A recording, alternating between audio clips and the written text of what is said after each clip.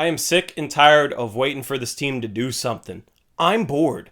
I don't know what this camera angle is. Actually, this angle is for all the people that said I didn't have enough natural light. So there you go. There is the natural light. There is a boring wall and a window. This is probably going to be one of the weirdest, most random videos I've ever made, but honestly, why not? I'm bored. I've been waiting day in and day out for the last 3 days for this Portland Trail Blazers team to do something, and we are still waiting. And I could get news right after this that we traded CJ McCollum, and I could be happy, and this video will never be seen.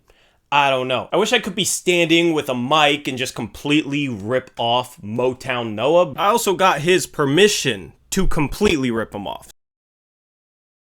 I'm literally sitting on 2 pillows on my bed right now. Anyway, I'm just going to talk about the state of the Blazers. That's basically all this video is going to be. It's not going to be anything all that structured whatsoever. I'm just going to speak my mind. I'm not going to edit it much. So if you're expecting quality, I'm not sure this is going to be good, but hopefully it can stem the tide in some questions that you may have had for me or some things that you were wondering what I thought on them. I can get my thoughts on them. Anyway, something has to happen, right? The Blazers have 2 centers, Rocco at the 4.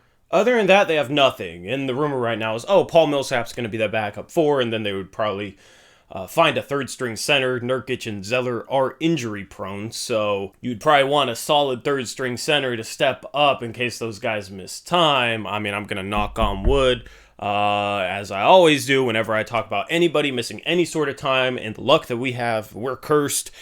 I'm going to knock on wood so that y'all can't say that I jinxed them into having another injury-prone season. Anyway, the pace as to how this has gone, though, does it mean something? I don't know. It's like nothing substantial happened yesterday, and Kelly Oubre's still on the market, and that's the other guy we're rumored for, and Paul Millsap's on the market. Maybe he has like 10 offers he's trying to decide between. I don't know. And yeah, I guess I could see us just signing Paul Millsap and then a couple 3rd stringers and then just calling that an offseason, but given everything going into this offseason and Dame not being happy, I don't know why Olshey would be hesitant to trade CJ. I know everybody says CJ's his guy. He never trades his guys. But then when I bring up Will Barton, when I bring up Gary Trent Jr., when I bring up him letting Pat Connaughton walk, him letting Jake Layman walk, somehow all those guys don't count. And, he never lets go of his guys except for the guys that don't count. I don't know. That's just a narrative that's out there. You got Hyken saying Olshey might want to build around CJ and trade Dame so he can fulfill his fantasy of building around CJ McCollum. I mean, I know we're all pretty bored right now, but it's to the point where that is actually something that's coming. I don't even know what to say to that. I mean, that's just Sean Hyken being Sean Hyken. I don't even want to go into that. Let's not even go there. You also have Jake Fisher reporting that the Toronto Raptors and the Portland Trail Blazers were talking a CJ McCollum for Pascal Siakam swap, but then the Portland Trail Blazers were not interested in it, even though they had discussions. Jake Fisher is a guy who's been right on some things and wrong on some others. He's had a pretty meteoric rise in the NBA Twitterscape in terms of being a bit of an insider, and it seems like he has Toronto Raptors scoops. He had the Scotty Barnes scoop that nobody else had. I can't forget what else, but it seems like he's pretty in tune with the Toronto Raptors. So my thoughts on it are, it could be a situation, and I'll go into this, where Olshey just doesn't want to trade CJ McCollum. And that's what a lot of people that don't like Olshey are assuming. CJ McCollum's his guy. He'd rather trade Dame. Yada, yada. But it also could be that Toronto wanted CJ McCollum, Yusuf Nurkic, and 2 first-round picks. And then, of course, Portland would say, yeah, we're not interested in that. And then conversations end because Masai Ujiri is trying to fleece Neil Olshey. And if that's the case, I'm not giving up Nurkic, CJ, and 2 picks. I know we all want CJ traded, and we all want the team upgraded.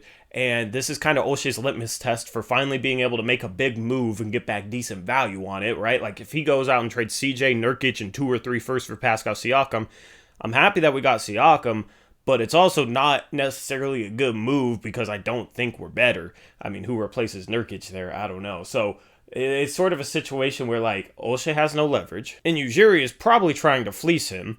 And then you have a reporter in Jake Fisher who has a Toronto slant on everything and obviously has some ins there with the organization. So he's probably going to paint the picture like, oh yeah, Portland just wasn't interested in trading CJ McCollum for Jusuf Nurkic. That could be something. Or it's just Olshey doesn't want to let go of CJ McCollum. If that's the case, if Olshey's just like, yeah, I wouldn't trade CJ McCollum straight up for Pascal Siakam, if it's truly a case where Olshey thinks the starting lineup is contender quality, then I am officially on the anti-Olshey bandwagon. I'm on that bandwagon. I'm jumping on that if that's the case. Because, I mean, you get, like, I don't even need to explain why. Like, it's just pretty obvious. If he's not looking to trade CJ McCollum because he thinks this team is a contender, then I'm not really on board with that. I think this team is maybe a dark horse contender at best. Like, I think this team is better than some people act like. So in that case, I'm not going to be as mad as others if we run it back. But if he's not even looking to move CJ McCollum or at least entertain offers for CJ McCollum, especially when a guy like a Pascal Siakam seems to be on the trade market, then in that case, that's just ridiculous. So there's that.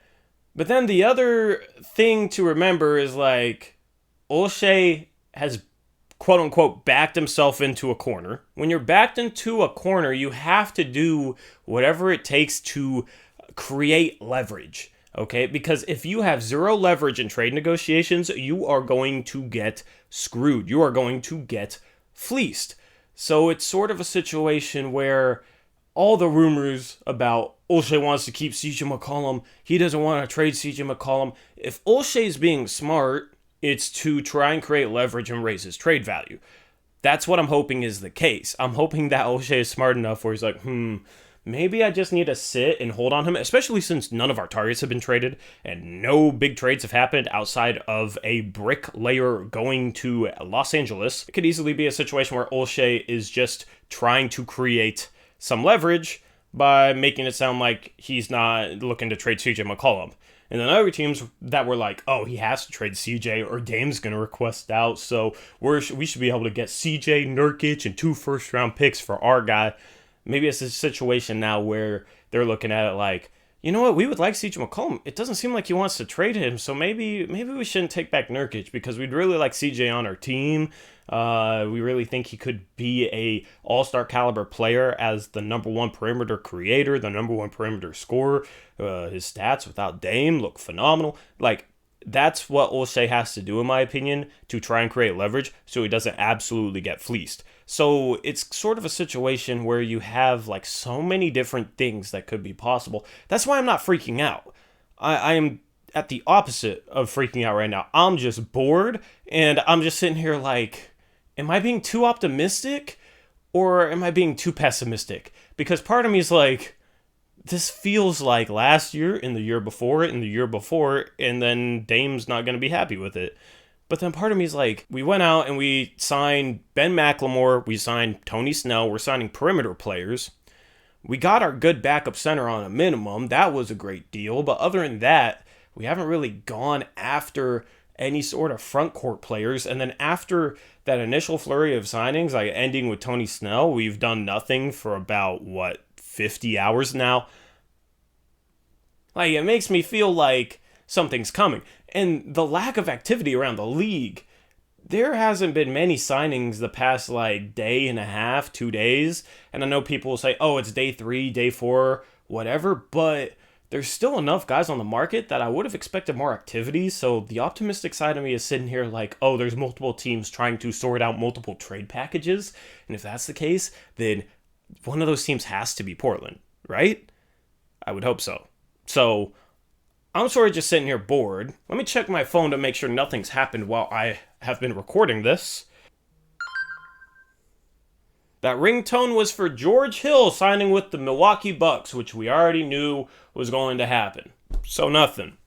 The other thing is LaMarcus Aldridge might return, and people want him as the backup for. That guy's gotten slower. Power forwards in the NBA have gotten quicker. He's not a power forward. He's a center. And I don't know. Is he better than Cody Zeller? Probably. But he's also declining. Like, he's up there in age, and didn't play a whole lot last year, and I don't know. Like, do you want to bring him in as a backup center? We probably promised Cody Zeller that role in order to sign him to the minimum. So then if you go and kind of break your promise to him and screw him over, then that's not good for agent relations / player relations. And then you get into all that. I know fans don't consider that, but that's the thing.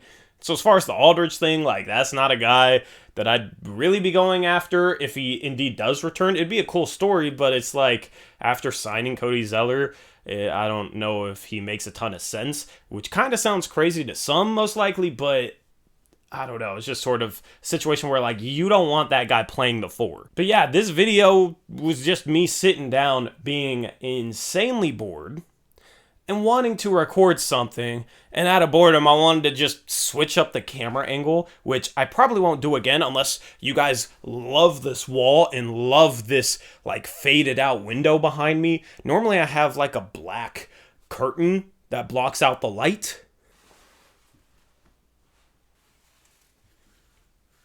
But yeah, I probably won't do this camera angle again. I mean, I got a desk lamp, like, shining on my face.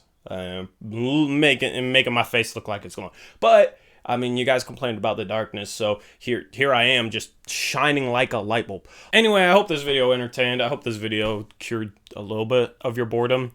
Kind of cured a little bit of mine, but I mean, unless something happens in the next day or so, I'm going to be struggling. We get to stream tonight, though, because we do have a Blazers Uprise Live. We'll probably do that on the main channel, talk a little bit more about things, so that'll be pretty dope, being able to stream. I thought we were going to have a second, like, free agency stream when we made a trade or when we signed somebody with our MLE, but, I mean, nothing's happened, and it's already Thursday. So, just stay tuned. We're chilling for now, I guess. I'm out of source. I almost ended the video on that. You got to hit him with the peace out. Go Blazers.